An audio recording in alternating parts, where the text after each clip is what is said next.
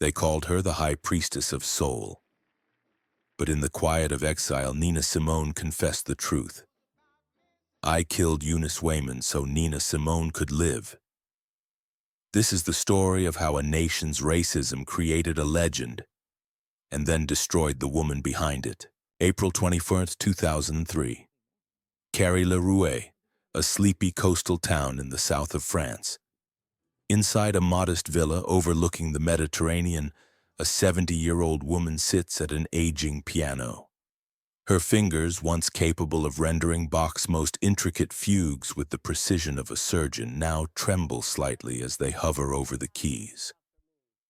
Nina Simone, born Eunice Kathleen Waymon in the Jim Crow South, is dying, though she does not yet know it.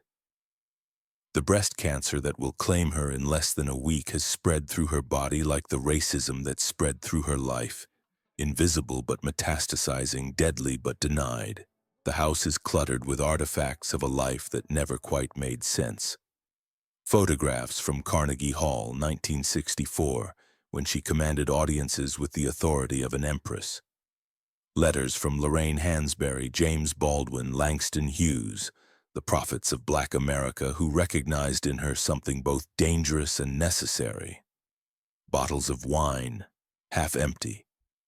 Medications for the bipolar disorder that has stalked her for decades, some taken, some thrown across the room in fury. And always, at the center of everything, the piano. She has been in exile for over 30 years, driven from the country of her birth by forces she understands perfectly and refuses to forgive. America loved Nina Simone's voice but could not bear Nina Simone's truth. She sang Mississippi Goddam when polite protest was the expected mode. She demanded revolution when integration was supposed to be enough. She refused to smile, refused to entertain, refused to be anything other than what she was, a black woman with genius and rage in equal measure and no apology for either. When news of her death breaks on April 21st, tributes pour in from around the world. Elton John, Bono, Mary J. Blige, a generation of artists who grew up on her music speak of her genius, her courage, her uncompromising artistry. But few mention the price she paid, the decades of mental illness, the poverty despite years of sold-out performances, the loneliness that consumed her final years. They remember the High Priestess. They forget the woman who told her mirror she wanted to die, who screamed at ghosts only she could see, who once wrote with devastating clarity, I killed Eunice Waymon so Nina Simone could live. But I'm not sure Nina Simone wants to live anymore. Was her exile a tragic necessity? Or could America have made room for a black woman who refused to perform gratitude for her own oppression? Did she destroy herself? Or did the world destroy her for refusing to be destroyed quietly? To understand how it all ended, we must first understand the girl who had to die so the legend could be born. Tryon, North Carolina. February 21st, 1933. Eunice Kathleen Waymon enters a world designed to crush her before she can speak her first word. She is the sixth of 8 children born to John Divine Waymon and Mary Kate Waymon. Poor black folks living in a mountain town where the color line is drawn with the precision of a surveyor and enforced with the violence of law. The Waymon family is respectable poor, the kind of poor where you wear your one good dress to church and hold your head high despite the holes in your shoes. John works as a handyman barbering on the side. Mary Kate is a Methodist minister who cleans white people's houses to keep her children fed. They have almost nothing. But they have God, they have pride, and they have music. From the moment Eunice can crawl, she is drawn to the piano in her mother's church with a hunger that seems almost supernatural. At 3 years old, she picks out melodies by ear. At 4, she plays hymns during Sunday services while the congregation watches in wonder. This tiny child, barely able to reach the pedals, commanding the instrument with authority that should be impossible. The piano was my mother tongue before English, Nina will later say. When I played, I was speaking to God in a language only we understood. Mrs. Mazanovich, known locally as Miss Mazzy, is a white Englishwoman who teaches piano in Tryon. She hears about the prodigy child and comes to hear Eunice play. What she witnesses leaves her speechless. This is not talent. This is genius, raw and undeniable. She takes Eunice on as a student, teaching her for free because even Miss Massey's liberal conscience cannot justify charging a family that has nothing. Under Miss Massey's tutelage, Eunice is introduced to the classical canon: Bach, Beethoven, Brahms, Chopin, Debussy. She devours it all with the intensity of religious conversion. This music, with its mathematical precision and emotional architecture, speaks to something fundamental in her soul. She practices 6, 7, 8 hours a day, her small fingers flying over keys, her mind absorbing structure and theory and the language of Western classical music. By the time she is 12, Eunice Waymon has a dream that burns with the intensity of prophecy.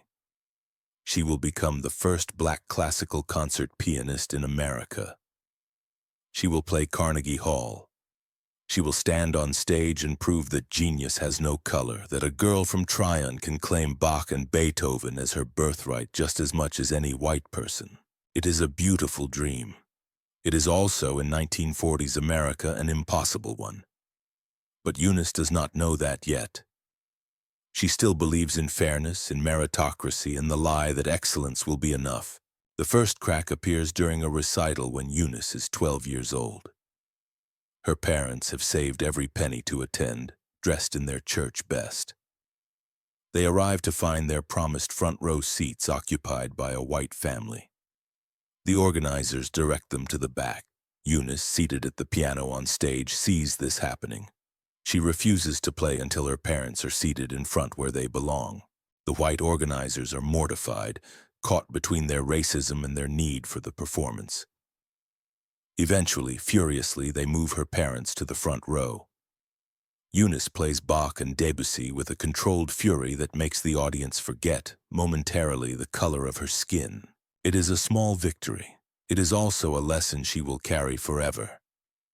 In America, even genius must fight for basic dignity. After graduating as valedictorian from her segregated high school, Eunice is accepted to Juilliard on scholarship. For one glorious year, she studies with the finest teachers in New York, practicing 8 hours a day, absorbing everything she can about technique and interpretation and the classical tradition she has devoted her life to mastering. Then comes the Curtis Institute of Music in Philadelphia, the finest conservatory in America, the pinnacle of classical music education. Eunice auditions with Bach's fugue in D minor, playing with technical perfection and emotional depth that leaves the panel silent. Miss Massey, who has accompanied her, is certain of acceptance. How could they turn away such obvious talent? The rejection letter arrives without explanation, a form letter thanking her for her interest. Eunice is devastated, but she does not yet understand.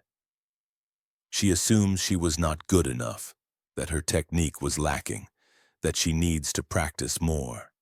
It will be years before she learns the truth, confirmed by multiple sources. She was rejected because she was black. The Curtis Institute, for all its pretensions of artistic meritocracy, would not accept a black student. Her talent was irrelevant. Her years of preparation meant nothing. The color of her skin was the only credential that mattered. Something breaks in Eunice Waymon that will never fully heal. The girl who believed in fairness, who thought excellence would be enough, dies in that moment. What crawls from the wreckage will be something else entirely. That rejection was my first death, Nina will later write. Eunice Waymon, the girl who believed in meritocracy, died that day. But she didn't know she was dead yet. She kept walking around for a few more years, a ghost who still believed she was alive. Could her childhood experiences have laid the foundation for later triumphs or tragedies? Was it the early recognition of her own genius that made the world's rejection so unbearable? Or was it precisely because she believed so completely in the American promise, work hard, be excellent, and you will succeed, that its betrayal cut so deep? Eunice needs money. Her family has sacrificed everything for her education. She cannot go home empty-handed, a failure. She takes work teaching piano, but it pays almost nothing. Then, desperate and ashamed, she does something she has sworn never to do. She accepts a job playing piano at the Midtown Bar and Grill in Atlantic City. The owner has one condition: she must sing. Eunice has never considered herself a singer. She is a classical pianist, but she needs the money. So one night in 1954, she sits at the piano in that smoky bar and opens her mouth. What emerges surprises everyone, including herself. A voice thick with sorrow and defiance. A voice that sounds like it has lived 1,000 lives, suffered 1,000 deaths, and refused to stay quiet about any of it. It is not a pretty voice in the conventional sense. It is better than pretty. It is true. But there is a problem. If her mother, the Methodist minister, discovers that Eunice is playing the devil's music in a nightclub, she will be heartbroken. The solution seems simple: a stage name. She takes Nina, which a boyfriend once called her, and Simone, after the French actress Simone Signoret, whose sophistication she admires. Nina Simone is born, and on that night in that Atlantic City bar, Eunice Waymon begins her long disappearance. The night she sang for the first time, the world met Nina, and Eunice never came home again. The transformation is not immediate, but it is inexorable. Eunice had been the girl who believed in classical music's power to transcend race. Nina becomes the woman who understands that in America nothing transcends race. Eunice had believed in fairness. Nina knows fairness is a lie told to keep people quiet. Eunice wanted to play Carnegie Hall as a classical pianist. Nina will play Carnegie Hall, but she will do it on her own terms, mixing Bach with Billie Holiday, classical technique with blues feeling, European sophistication with Black American pain. Through the late 1950s, Nina builds a reputation in the jazz clubs of New York and Philadelphia. She is unlike anyone else. She plays piano with classical precision but improvises like a jazz musician. She sings standards but transforms them into something darker, more complex. Her repertoire is eclectic to the point of confusion. Gershwin and spirituals, Porgy and Bess and protest songs, Debussy preludes and blues. Audiences are mesmerized and sometimes frightened. Here is a woman who refuses to be categorized, who will not stay in her lane, who demands absolute silence and stops mid-song to scold anyone who dares talk or clink glasses. She wears her hair high and natural before it becomes fashionable. She does not smile to put white audiences at ease. She does not explain or apologize. "I'm not here to entertain you," she tells one rowdy crowd, her voice dripping with contempt. "I'm here to make you feel something. If you want background music, turn on the radio." The imperious attitude should alienate audiences. Instead, it electrifies them. There is something thrilling about her refusal to perform gratitude, her insistence on being treated as an artist of the highest caliber. Critics begin calling her the High Priestess of Soul, a nickname that captures both her musical authority and her almost spiritual intensity. Her first album, Little Girl Blue, is released in 1958. The title track is devastating in its vulnerability, a meditation on loneliness that will haunt her for the rest of her life. The album establishes Nina as something new in American music, a black woman artist who refuses to choose between sophistication and soul, between classical training and blues feeling, between entertaining white audiences and telling the truth. In 1961, she marries Andrew Stroud, a New York City police detective who promises to manage her career and make her a star. At first, it seems like salvation. Stroud is handsome, ambitious, and possesses the business acumen Nina lacks. He books her into better venues, negotiates higher fees, and creates the infrastructure of a successful career. But the marriage quickly reveals its violence. Stroud is controlling and brutal. He beats Nina when she disobeys him. He isolates her from friends and family. He makes all decisions about her career without consulting her. booking her into exhausting tours that leave her depleted.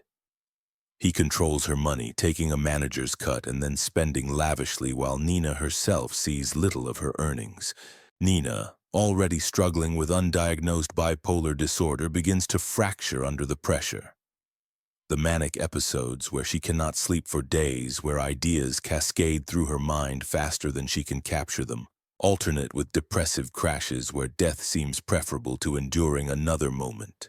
But she cannot leave Stroud, or she believes she cannot. He has convinced her that without him she is nothing, that her talent is meaningless without his guidance, that she should be grateful he tolerates her difficult personality. The one refuge she has is the stage. When she sits at that piano, she is free. When she sings, she is powerful. The performance becomes the only space where Nina Simone can exist without apology. Was the success she achieved truly worth all the pain she endured? Could anyone have predicted that the woman who commanded Carnegie Hall would spend her final years in exile, broken by the country that should have celebrated her? September 15th, 1963. 4 little girls, Addie Mae Collins, Cynthia Wesley, Carol Robertson, and Carol Denise McNair, are murdered when Ku Klux Klan members bombed the 16th Street Baptist Church in Birmingham, Alabama.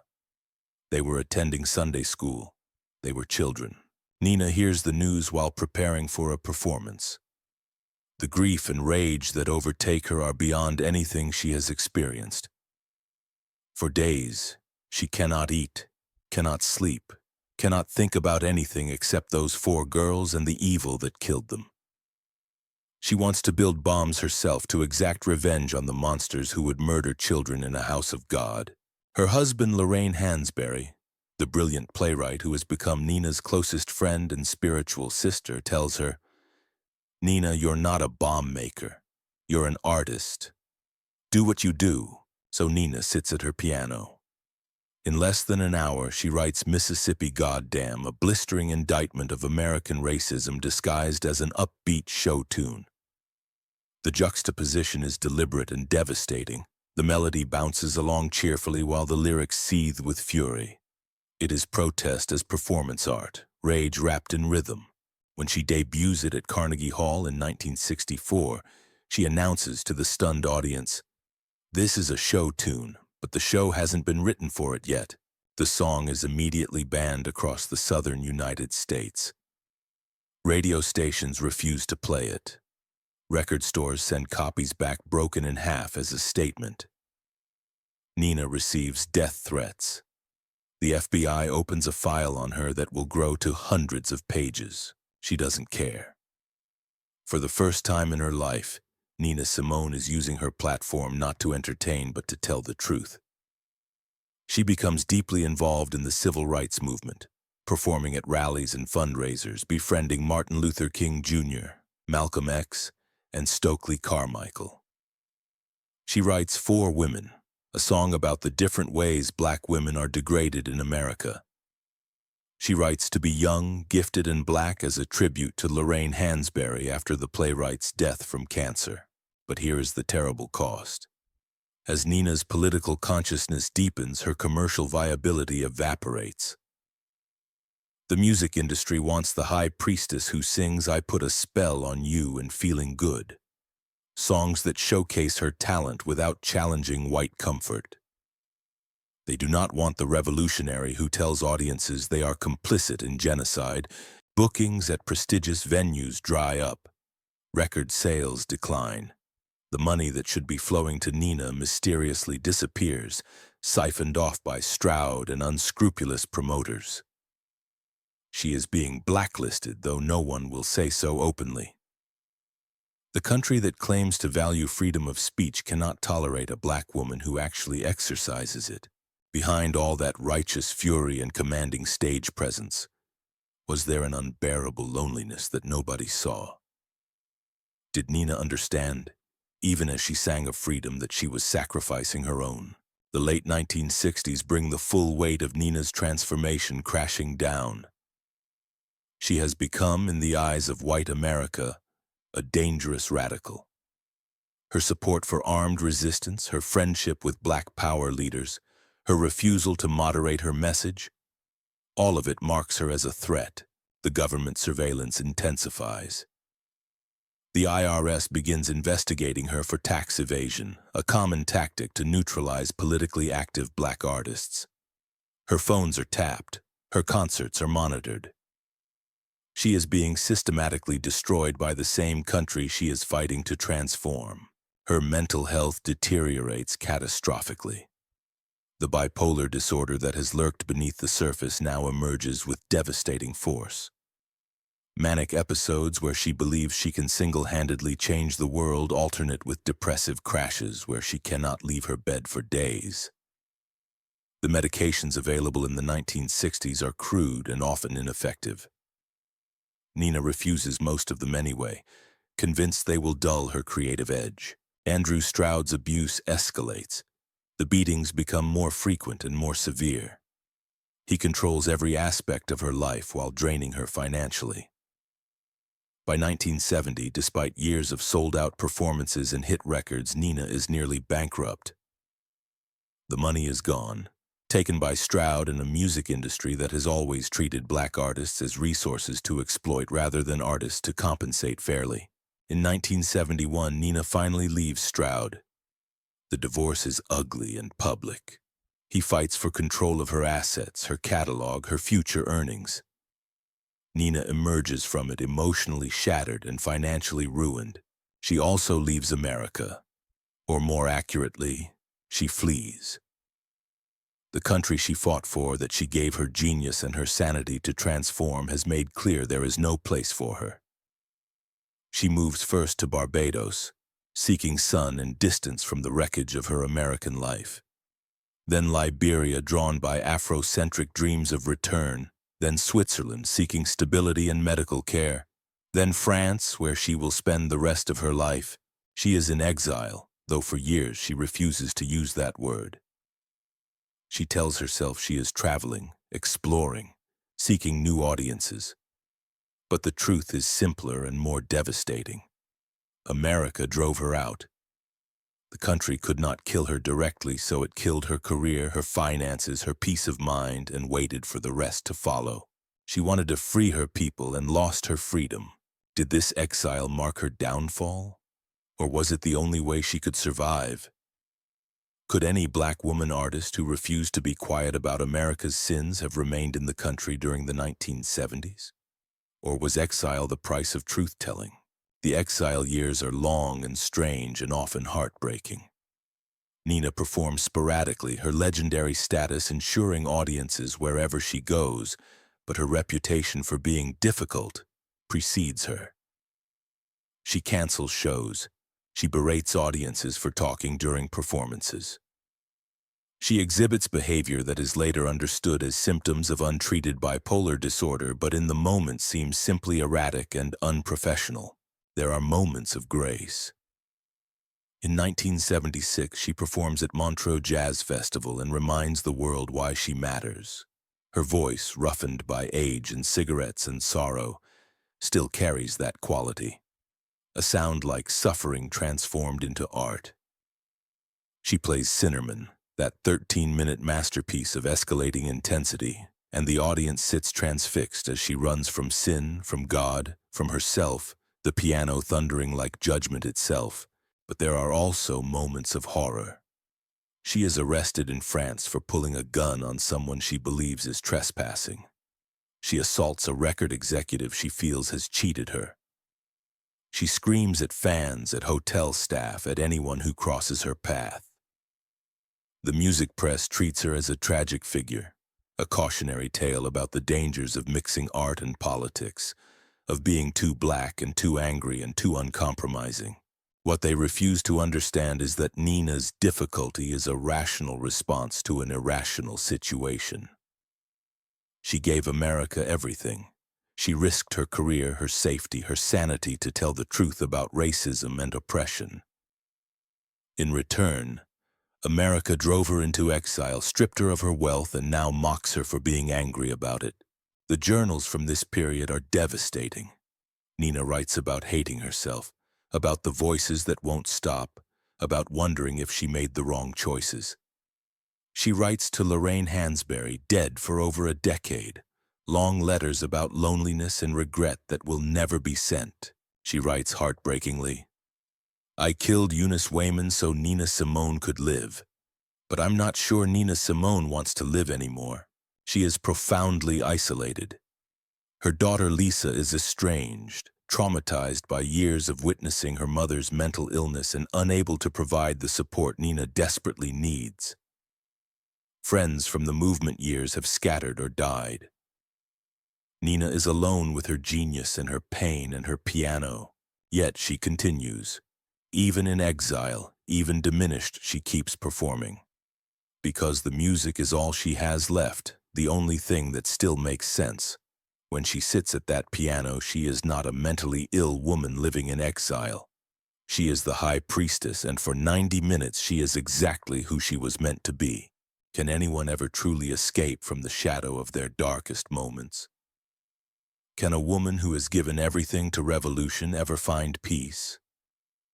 Nina's answer, lived rather than spoken, seems to be no. There is no escape. There is only endurance. By the early 1990s, something unexpected happens. Nina Simone is rediscovered. A new generation, too young to remember the civil rights movement firsthand, discovers her music and is transfixed. Hip-hop producers sample Sinnerman and Four Women.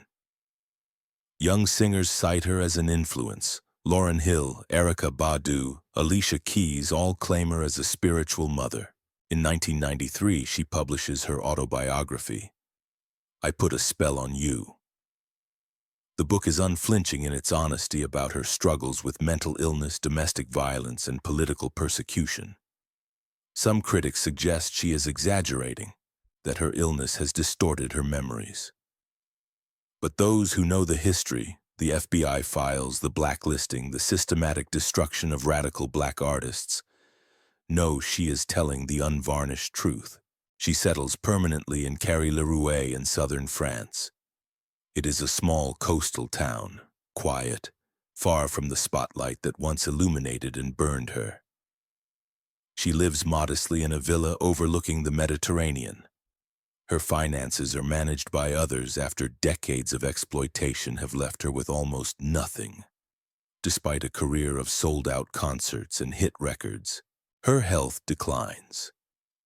Breast cancer, which she refuses aggressive treatment for, knowing her body has already endured too much. Her bipolar disorder is better controlled now with proper medication, but the damage of decades cannot be undone.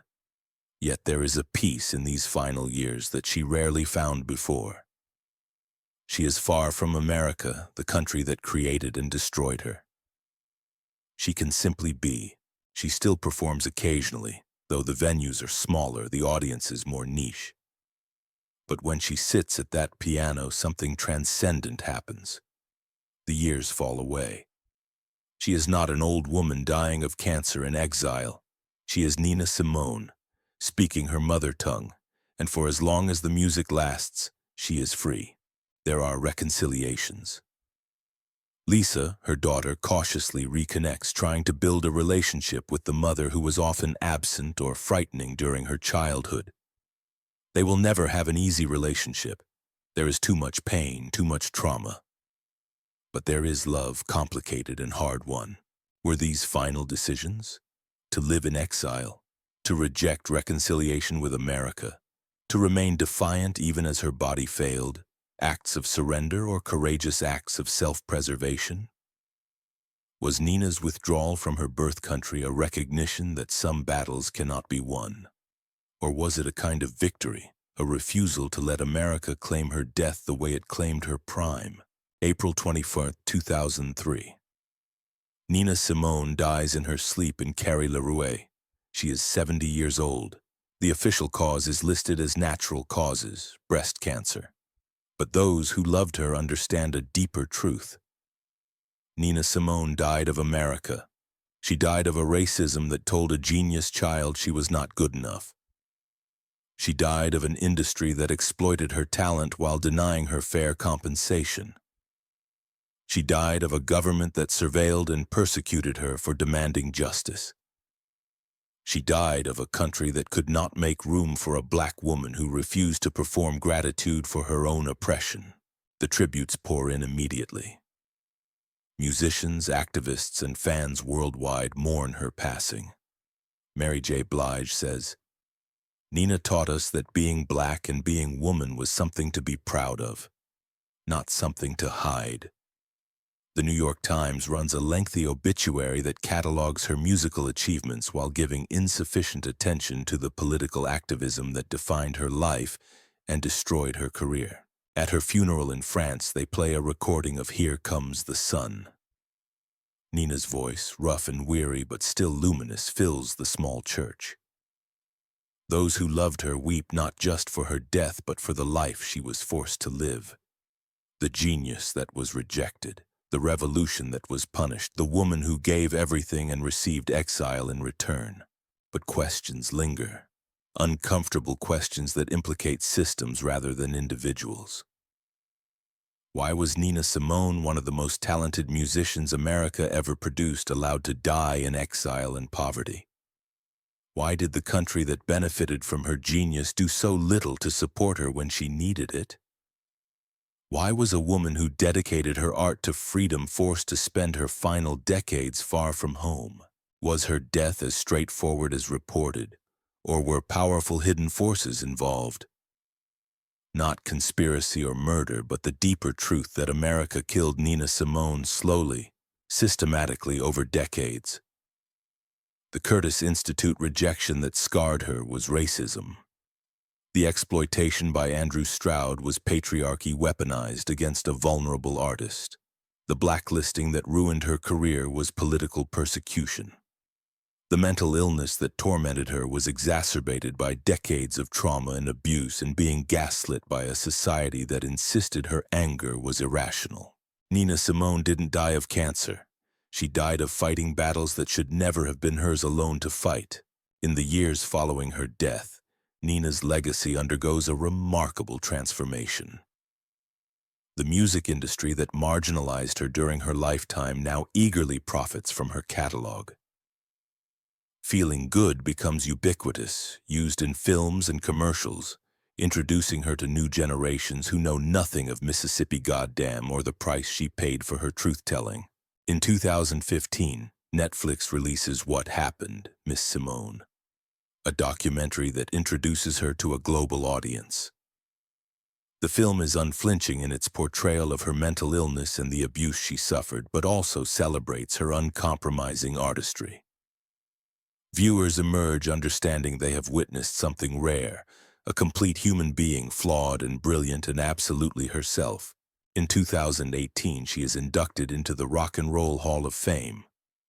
Lauryn Hill gives the induction speech calling Nina a fearless artist who refused to compromise, and noting that every black woman who has ever demanded to be heard, to be respected, to be seen as fully human owes a debt to Nina Simone. But controversies persist. A 2016 biopic casts Zoe Saldana, a light-skinned Latina actress, to play Nina, whose dark skin and African features were central to her identity and her experience of racism. The casting feels like a final insult, proof that even in death the industry cannot truly see Nina as she was. For those who knew Nina personally, the legacy is complicated.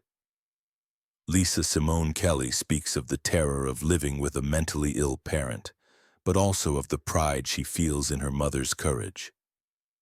She was difficult, Lisa says, but she had every right to be. The world asked too much of her and gave too little in return. The question that haunts Nina's story is not whether she made the right choices. She made the only choices available to a black woman who refused to be silent. The question is why those were the only choices. Why did America offer Nina Simone only two options? Be quiet and entertain, or tell the truth and be destroyed? Nina understood what freedom cost. "I tell you what freedom is," she said. "No fear." She lived that truth as fully as any human being could. She was afraid of poverty, of madness, of dying forgotten, but she never let fear silence her. Nina's legacy lives on in ways she could not have imagined.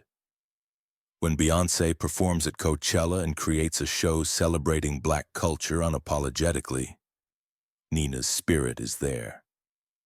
When Alicia Keys plays piano and refuses to wear makeup or perform conventional femininity, Nina's influence is evident.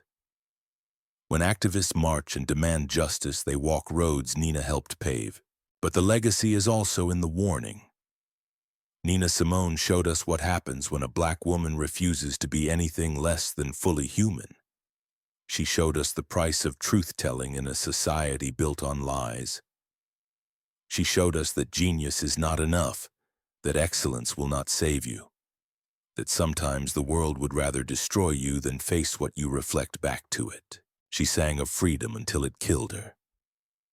But in her death, she taught us what freedom truly is, to tell the truth even when it costs you everything.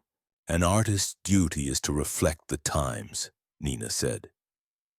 She did that with a completeness that bordered on martyrdom. She reflected America back to itself, the racism, the violence, the systematic destruction of Black genius. And America could not bear to look.